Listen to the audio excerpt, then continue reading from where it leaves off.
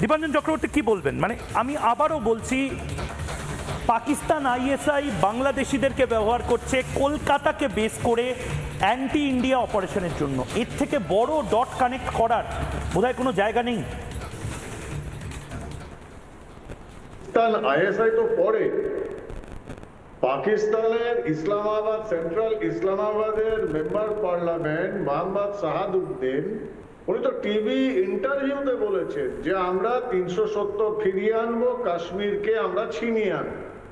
সাংবাদিক যখন প্রশ্ন করেছেন যে কি করে করবেন, বলছে কেন, ভারতবর্ষতে আমাদের অনেক এমপ্যাথাইজার, কোট আনকোট এমপ্যাথাইজার আছে। কার কার নাম নিয়েছিলেন? অরবিন্দ কেজরিওয়াল, রাহুল গান্ধী এবং বাংলার মুখ্যমন্ত্রী মমতা ব্যানার্জি। তো তুমি আর কি আশা করো? এই যে তুমি বলছো মমতা ব্যানার্জি যদি উগ্র জাতীয়তাবাদী হন, এটা একটা অক্সিমোরন। ওই কাঁঠালের আমসত্ব, সোনার পাথর বাটি বা ইন্টেলিজেন্ট রাহুল গান্ধী, ওইরকম একটা অক্সিমোরন উনি কোনোদিন হবেন। এই যে কথা প্রসঙ্গে যে আলোচনা হচ্ছে যে 96 সালে মমতার কাগজ ছুঁড়ে মারা, সেটা কি ভাবছো রাষ্ট্রবাদ? না, উনি জানতেন যে সিপিএম এর আসল শক্তি হচ্ছে এই অনুপ্রবেশকারী, এই সংখ্যালঘুদের ভোট, এবং উনি সিপিএম এর সব থেকে ভালো ছাত্রী, এবং ঠিক ওই অস্ত্রটা উনি ছিনিয়ে নিয়েছেন এবং সেই অস্ত্রটাকে এখন উনি নিজের জন্য ব্যবহার করছেন। দেখো ময়ূর, এটা খুব পরিষ্কার, যেটা আমরা বারবার বহুদিন ধরে, কয়েক বছর ধরে তোমার চ্যানেলে বলছি।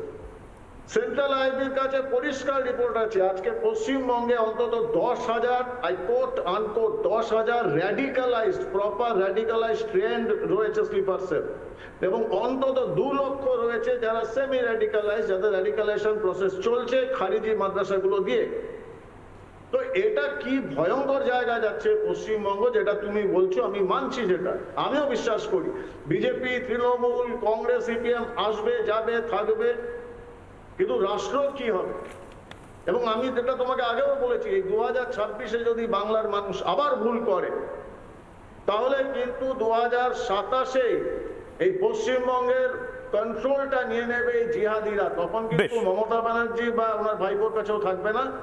তখন হয়তো আমি বারবার একটা এক্সাম্পল যেটা দিই, আমি পার্থ চ্যাটার্জির কাছে যাব, বারবার একটা এক্সাম্পল যেটা দিই পার্থবাবু, যে একটা সময় হয়তো ওই মন্দিরতলার চারপাশে যদি রোহিঙ্গা বস্তি বেড়ে যায় বা প্রচুর মানুষজন বাংলাদেশি যারা র্যাডিক্যাল, যারা তাদের সংখ্যা যদি বেড়ে যায় এবং তাদের যদি মনে হয় নবান্ন নামটা বড্ড বেশি সংস্কৃত, ওটাকে হাটাও, তখন হয়তো বাধ্য হয়ে আমাদের সেটাও হাটিয়ে দিতে হবে। মানে আমি আজকে নির্দিষ্টভাবে বলছি, স্ট্র্যাটেজিক্যালি সবার ধর্ম বর্ণ নির্বিশেষে ভারতীয়দের বলা উচিত পশ্চিমবঙ্গে একটা রাষ্ট্রবাদী সরকার অবিলম্বে প্রতিষ্ঠা হোক।